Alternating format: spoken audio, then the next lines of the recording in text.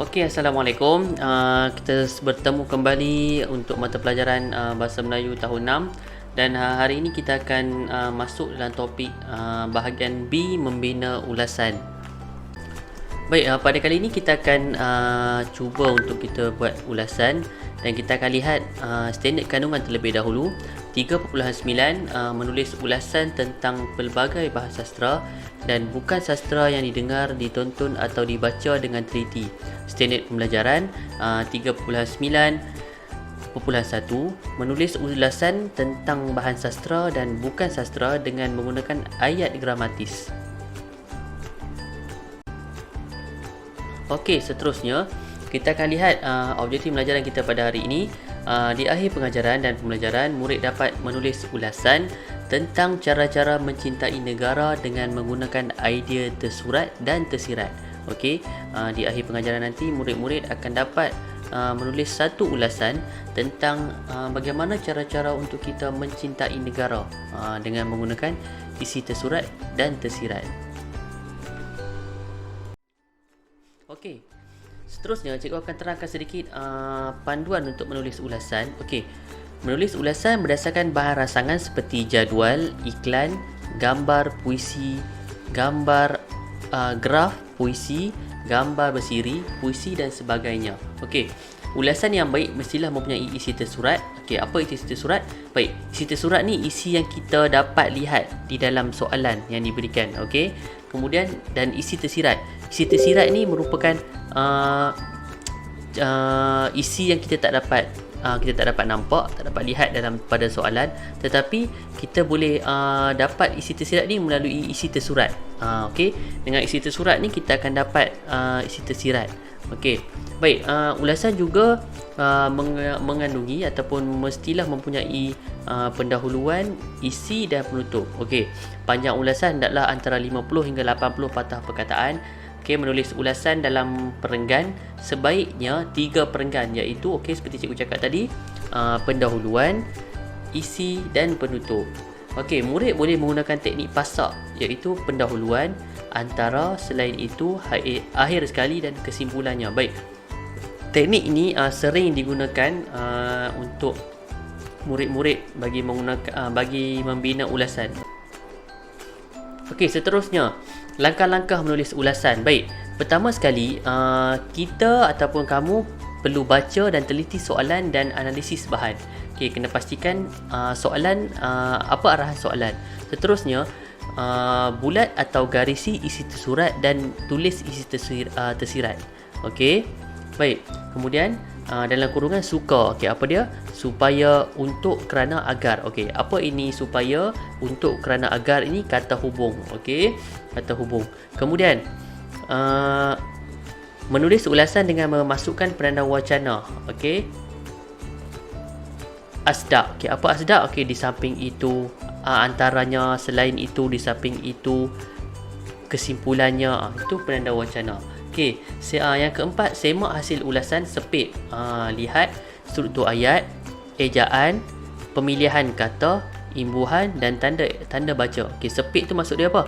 S tu struktur ayat, E ejaan, P pemilihan kata, I imbuhan dan T tanda baca. Okey, itu maksud sepit, dia punya singkatan dia. Okey, seterusnya teknik mudah untuk membina membina ulasan bahagian B. Okey.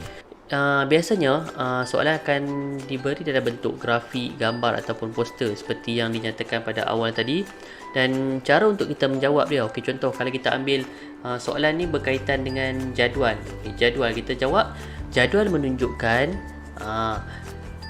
peratus kehadiran murid ke sekolah dengan menaiki basikal.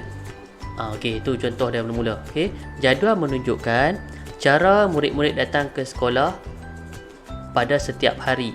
Okey, itu dia punya pendahuluan. Okey, pendahuluan dia. Okey, kita juga boleh contoh kalau dia bagi soalan gambar. Okey, gambar menunjukkan apa dia?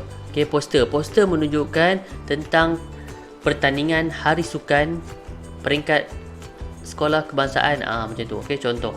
Okey, kemudian perenggan kedua, antaranya kita mestilah nilai murni kita mestilah bekerjasama supaya setiap aktiviti yang diadakan dapat dilaksanakan dengan jayanya. Titik.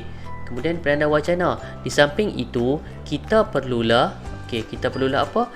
Kita perlulah dia urutan dia macam ni tapi dia berbentuk perenggan. Contoh yang tadi di atas tadi, yang di bahagian atas pendahuluan, yang ni isi. Kesimpulannya, akhir sekali ayat dia kesimpulannya macam tu. Kita akan lihat tugasan untuk minggu ini. Tugasan minggu ini rujuk modul Kediri yang diberikan. Minggu lepas cikgu dah edarkan modul. Baca dan fahamkan bahagian B ataupun ulasan. Tulis ulasan dalam ruang yang disediakan.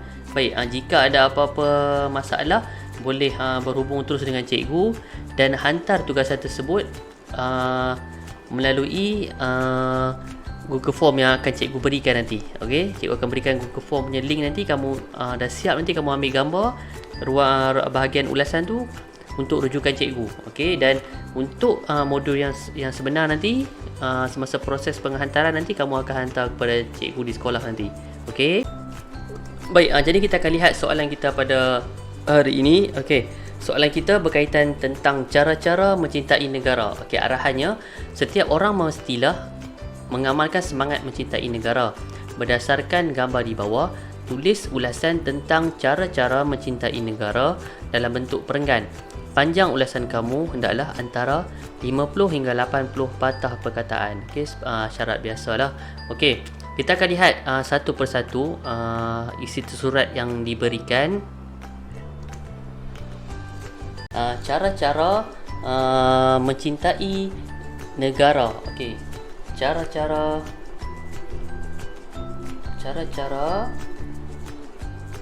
mencintai negara. Cara-cara mencintai negara. Baik, kita akan lihat isi tersurat terlebih dahulu. Baik, isi tersurat yang cikgu nyatakan tadi. Isi tersurat yang pertama, menghargai harta benda awam. Menghargai harta benda awam. Seterusnya, menghormati jalur gemilang. Baik, kita akan buat pendahuluan dulu. Kita akan buat pendahuluan terlebih dahulu. Cikgu akan tunjuk seperti mana yang cikgu terang tadi, pendahuluan. Soalan berkaitan dengan gambar. Arahan dia tadi, kita rujuk balik arahan. Arahan dia minta apa? Setiap orang mestilah mengamalkan semangat mencintai negara. Berdasarkan gambar di bawah, tulis ulasan. Berdasarkan gambar di bawah. Baik, berdasarkan gambar di bawah, jadi kita mulakan dengan gambar. Kita mulakan dengan gambar. Kita mulakan.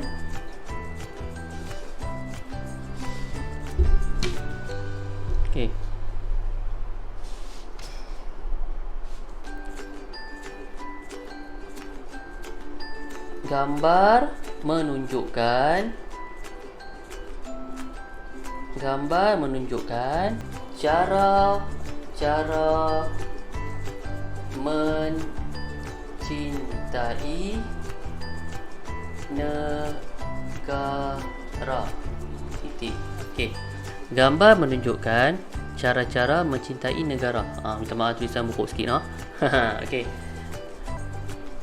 Terdapat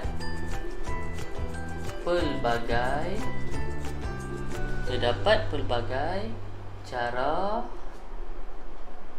yang boleh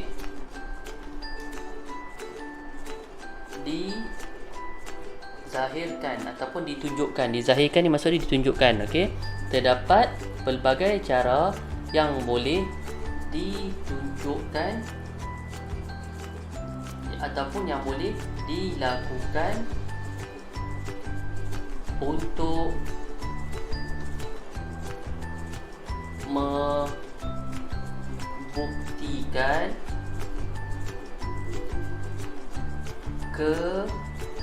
kecintaan kita kepada negara. negara. Okey, ini pendahuluan. Okey, pendahuluan. Gambar menunjukkan cara-cara mencintai negara. Terdapat pelbagai cara yang boleh dilakukan untuk membuktikan kecintaan kita kepada negara. Okey, ini pendahuluan. Antaranya, kita mula tulis.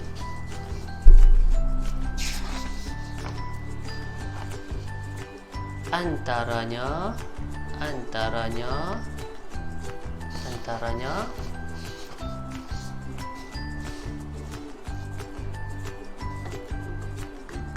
okey, antaranya kita rujuk kembali ke teknik mudah tadi cikgu terang tadi. Antaranya kita mestilah menghargai harta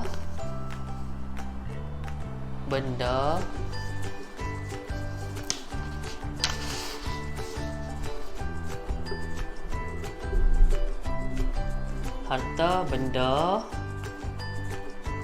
awam supaya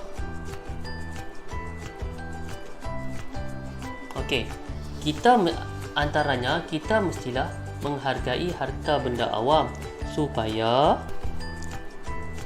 orang ramai dapat menikmati kemudahan bersama.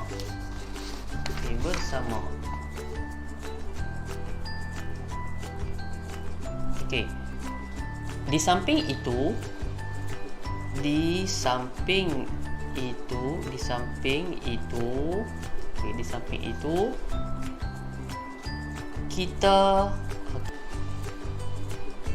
kita perlulah apa? Kita perlulah menghormati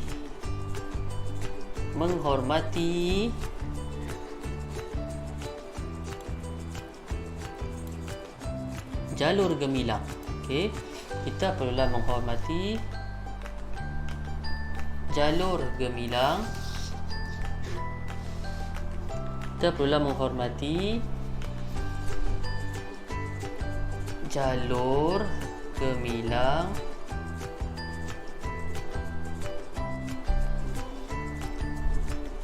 Kerana ia merupakan lambang negara kita.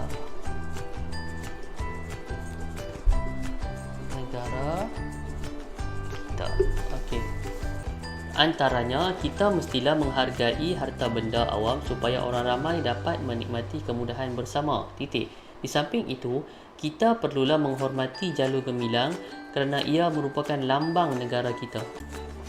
Okey, seterusnya kita dapat lihat meraihkan hari kemerdekaan, menghayati sejarah. Okey, ini isi seterusnya. Jadi cikgu dah bagi contoh. Cikgu dah bagi contoh cara penulisan ulasan ni. Okey, contoh. Cikgu bagi contoh.